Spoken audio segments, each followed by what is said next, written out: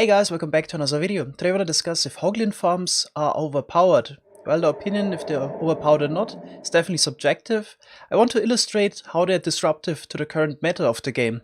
Long gone are the days where it was actually challenging to not die of starvation when you started a new survival game, because every update, new types of food and new food sources are added.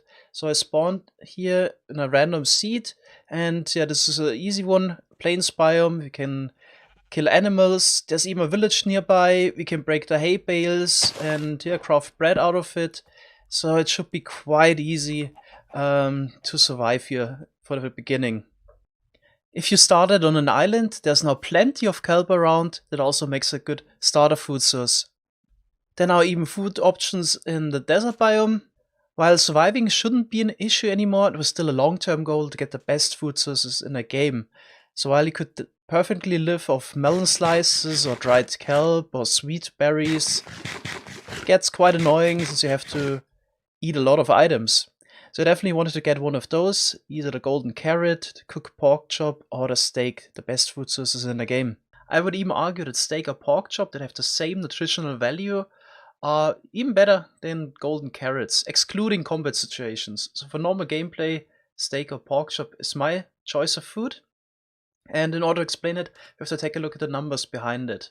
So if you would eat steak or cooked pork chop, you would get 8 points on the hunger bar. So the hunger bar is the one that is visible. At the moment, I got 2.5 of those bars filled up. That's 5 hunger points. If you have all 10 of them filled up, then you have 20 hunger points, and you can't have more than 20. Then there's this invisible saturation value that also maxes out at 20. So if you eat one cooked pork chop, you will get 12.8 on that invisible saturation bar.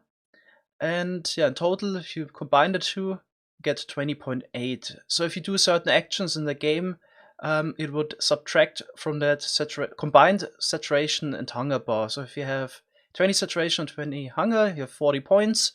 And first it would take off points from the saturation and then continues with the hunger. Alright, so why do I think it's better? So first of all, if you eat the golden carrot, you only get 3 on the hunger bar, but 14.4 on the saturation. So in total, you get a bit less than the pork chop. And in normal gameplay, I usually don't eat all the time because it would be a waste of food. If you, for example, only have 19 bars filled up and you would eat immediately, then you waste a lot of those hunger points and you would need to eat more food over time. Also, switching to the food in inventory slot is kind of annoying. So usually when I play, I wait until I only have 3 bars left, because that means I can't sprint anymore. And then I start eating food. In my case, I just eat 2 pork chop, and that fills me up completely. So now I got 20 hunger and 20 saturation. I'm completely filled up. If I'm in the same situation and carrots are my preferred food, then I need to eat 3 golden carrots to be completely filled up. So now I also got 20 hunger and 20 saturation. So it doesn't matter that you actually get more saturation if you eat a single one, because it caps out at 20. So even eating 4, you won't get 43.2, you only get 20. So I need to eat 3 golden carrots, which takes a bit longer than eating 2 pork chops or 2 steak. And I get the same output out of it.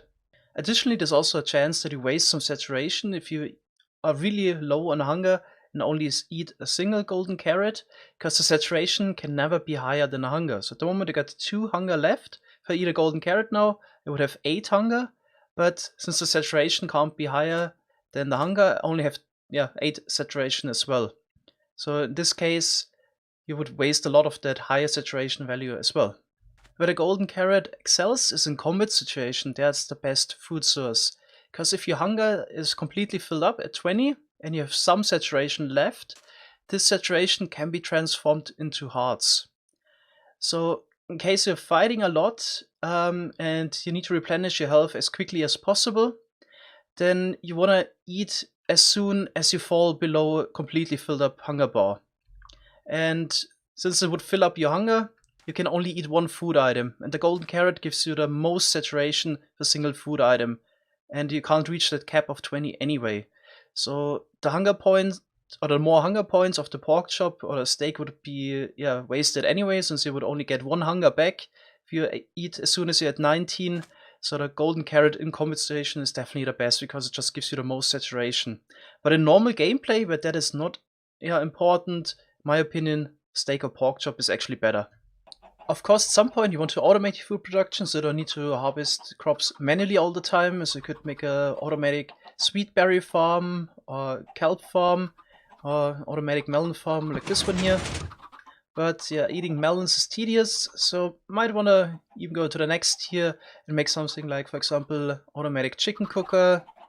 Or you could make a villager farm in order to get potatoes and cook them. Or you make a villager farm to get wheat and craft bread out of it. Those are all the options you have in a medium food group. Then a bit better than food in that group is something like cooked salmon and mutton. In Skyblock it's quite easy to make a salmon farm. In normal survival it's a bit tedious. You would need to find a river biome, make sure that squid and fish can't spawn elsewhere. And it's also possible to automate the best food in a game, but that's quite tedious.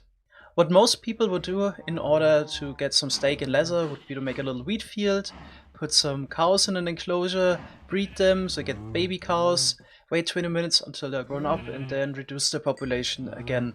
So that's quite some effort, and also wouldn't supply you with insane amounts of steak since you have to wait until the baby cows are grown up.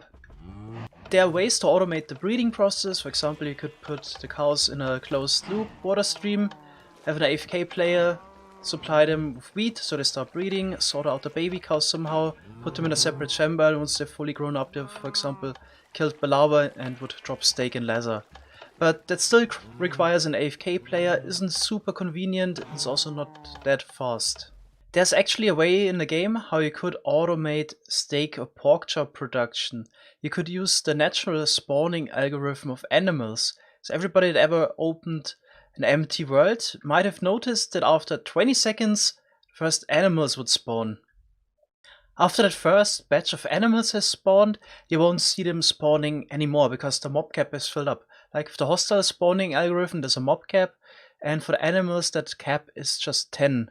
So in case you have more than 10 animals loaded in your world, no more new animals would spawn. So I would need to kill, at least 105 animals now to get more mob spawning again. So in case you want to make a fully automatic steak or pork chop farm that is based on animal spawning, you have to put in a lot of effort before you can actually start a farm in a normal survival world.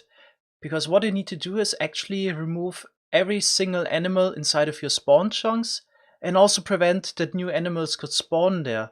So this would be a 23 by 23 chunk area where you have to completely remove every single grass block. Animals usually can spawn on grass. Some of them, like the rabbit in the desert biome, can also spawn on sand. So you would also need to remove sand there if you have some desert. Alright, so this would be, I'm gonna just replace the grass block with gold now, just to show you the area you need to manually remove every single grass block in.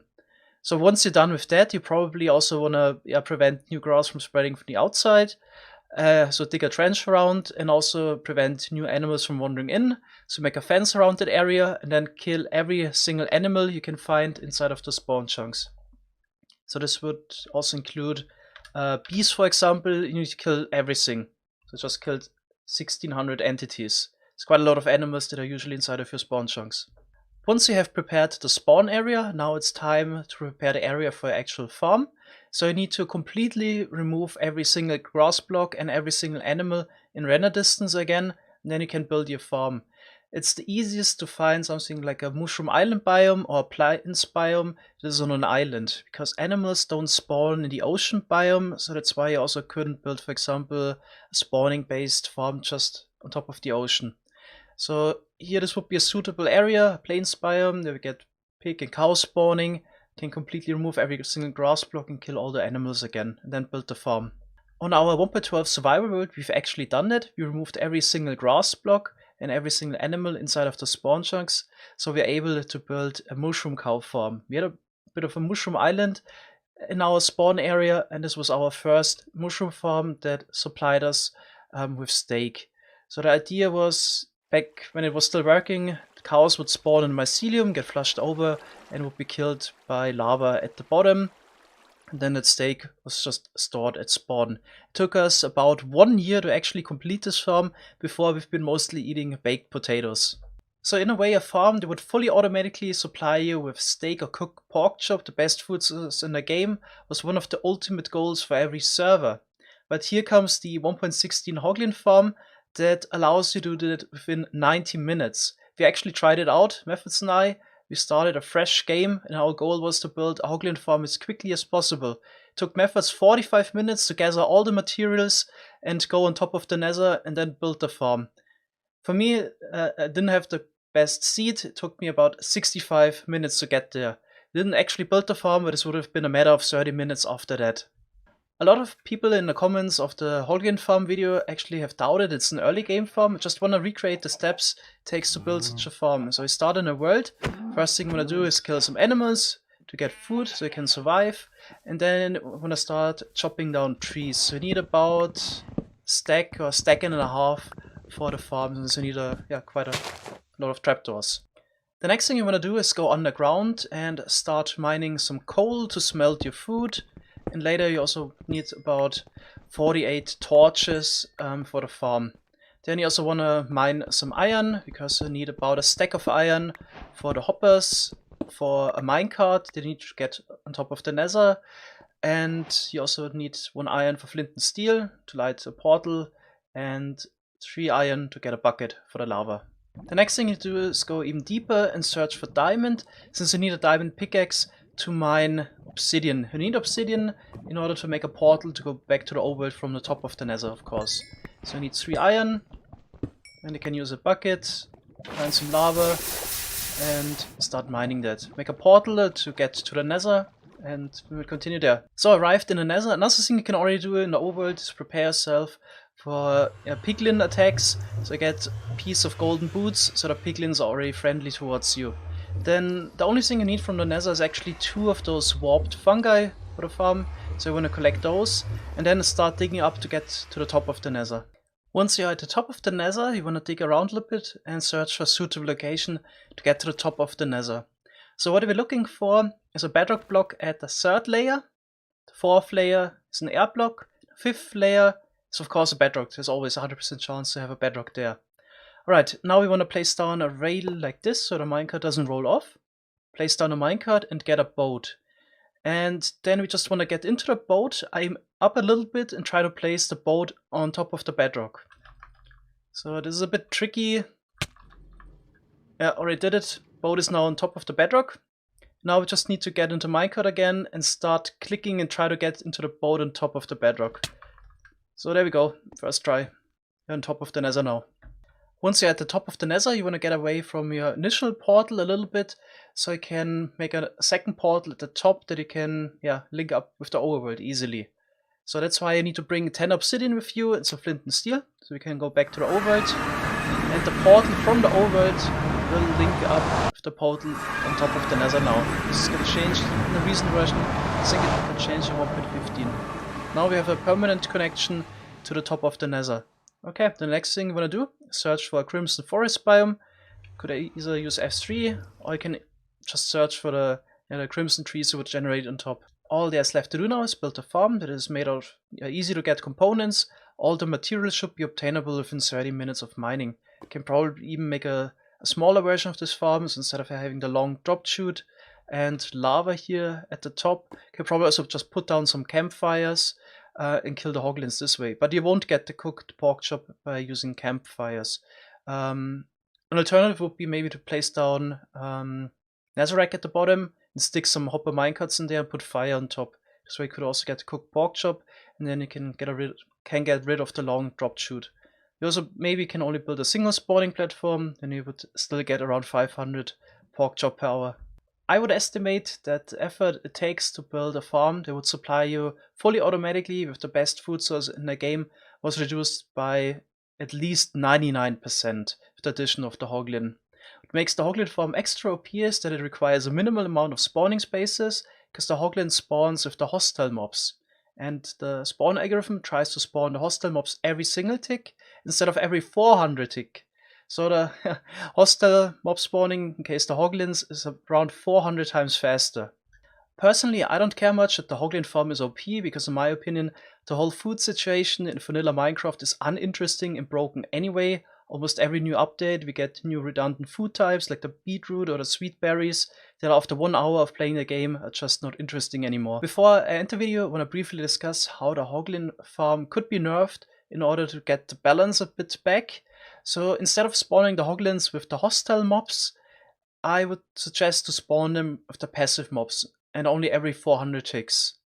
That still wouldn't prevent that we could make easy farms on top of the nether, so I would also suggest to expand the nether up to 256. And then the effort to make a good Hoglin farm would be around the same as it would be to make a good mushroom farm in the overworld. So this will completely nerf the situation. For the casual player, I don't think it would change much, because at the moment there's a balance between the piglins and the hoglins. They have their own little ecosystem where the piglins hunt the hoglins. I don't think it would actually be disturbed much if they would spawn every 400 ticks instead. Another option would maybe to change the loot table again. The hoglins could drop something else instead. So lately there was this trend in the game that animals would drop the food they eat.